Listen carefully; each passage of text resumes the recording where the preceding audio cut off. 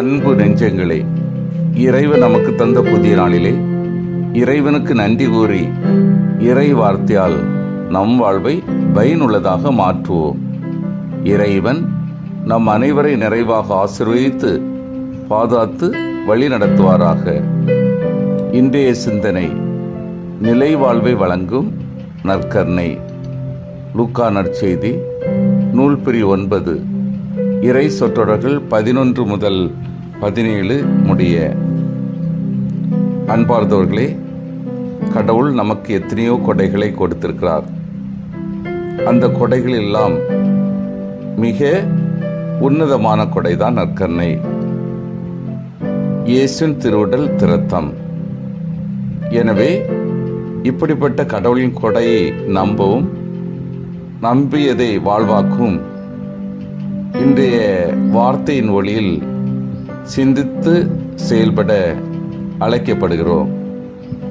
தொடக்க நூலிலிருந்து எடுக்கப்பட்ட இன்றைய முதல் வாசகம் சாலேம் அரசரும் உன்னத கடவுளின் அர்ச்சகருமான மெல்கிசதேக் அப்பமும் திராட்சை ரசமும் முதுபெரும் தந்தை ஆபிரகாமிடமிருந்து கொண்டு வருவதை எடுத்து சொல்கின்றது இந்நிகழ்வு.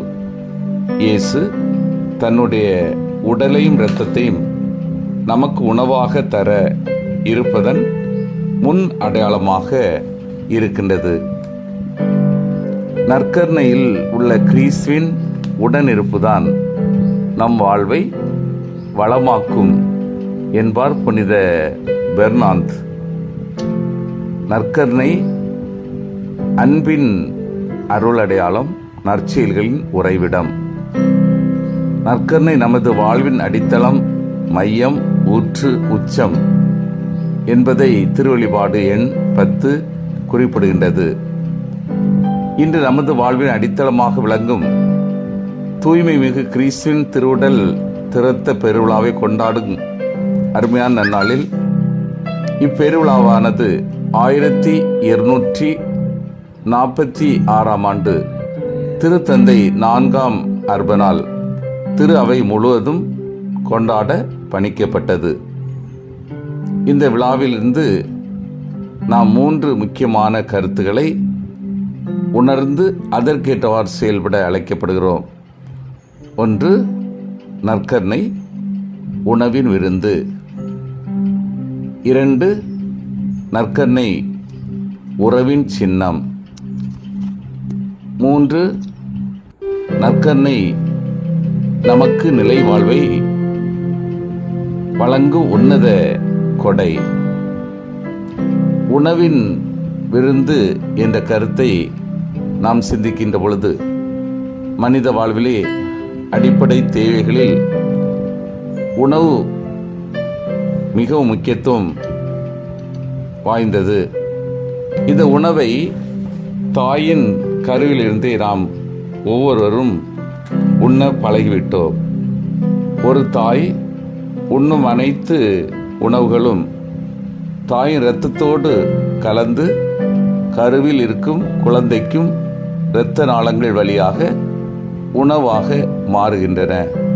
இத்தகைய அடிப்படை தேவையான உணவை அடையாளமாக எடுத்துக்கொண்டார் இயேசு.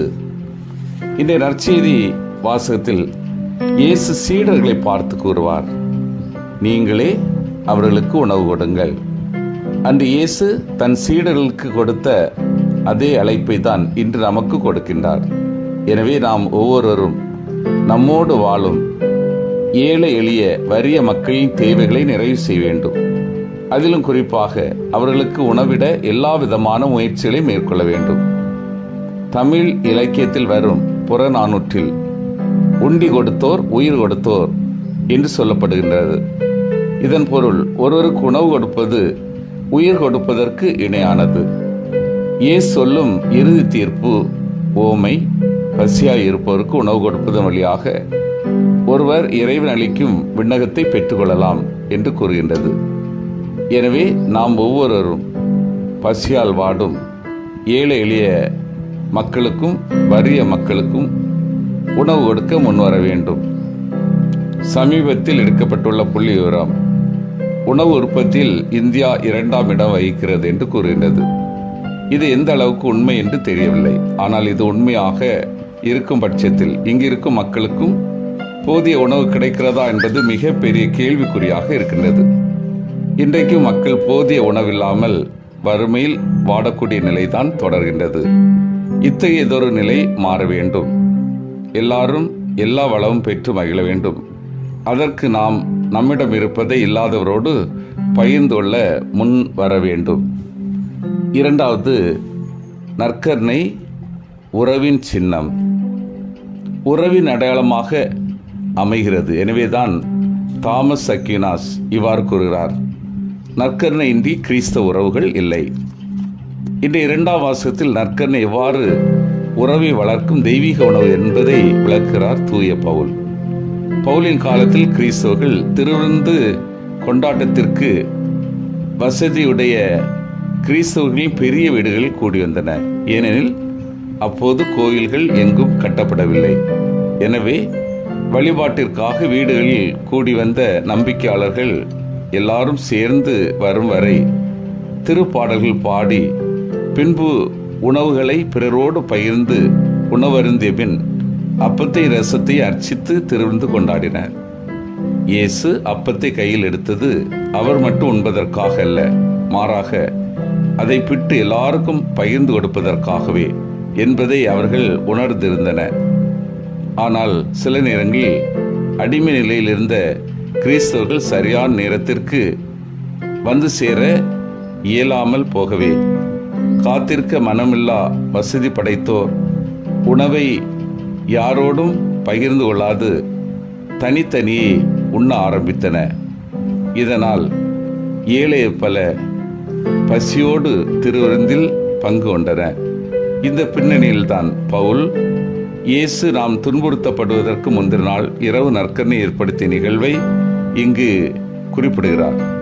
நாம் ஒன்றாக கூடும்போது நாம் அனைவரும் இயேசுவின் ஒரே உடல் என்ற உணர்வில் பிளவுகளையும் பிரிவுகளையும் அகற்றி ஒரே மனம் நோக்கம் கொண்டிருப்பதும் அர்ச்சிக்கப்பட்ட அப்பத்திலும் இரத்தத்திலும் ஆண்டவரின் உண்மை பிரசன்னத்தை உணர்வதும் அவசியம் என வலியுறுத்துகின்றார்.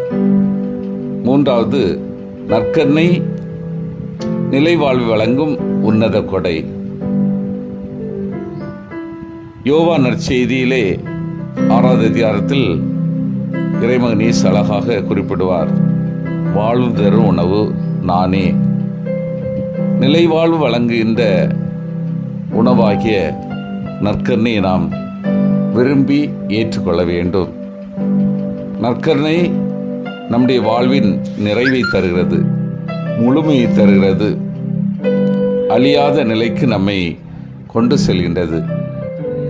இதை உணர்ந்து நாம் நம்முடைய வாழ்வின் முதன்மையாக ஏற்று செயல்படுத்த வேண்டும். சிந்தித்து தியானித்து செயல்படுவோம்.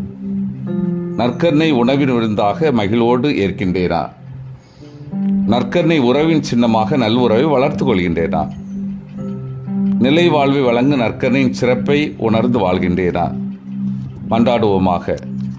வல்லமை மிக்க இறைவா, நாங்கள் அனைவரும் நற்கருணை உணவின் விருந்தாக மகிழ்வோடு இருக்கவும், உறவின் சின்னமாக நல் உறவை வளர்த்து கொள்ளவும், நிலை வாழ்வை வழங்கும் உன்னத கொடையாகவும் ஏற்று வாழும் வரத்தை தாரும். ஆமீன்.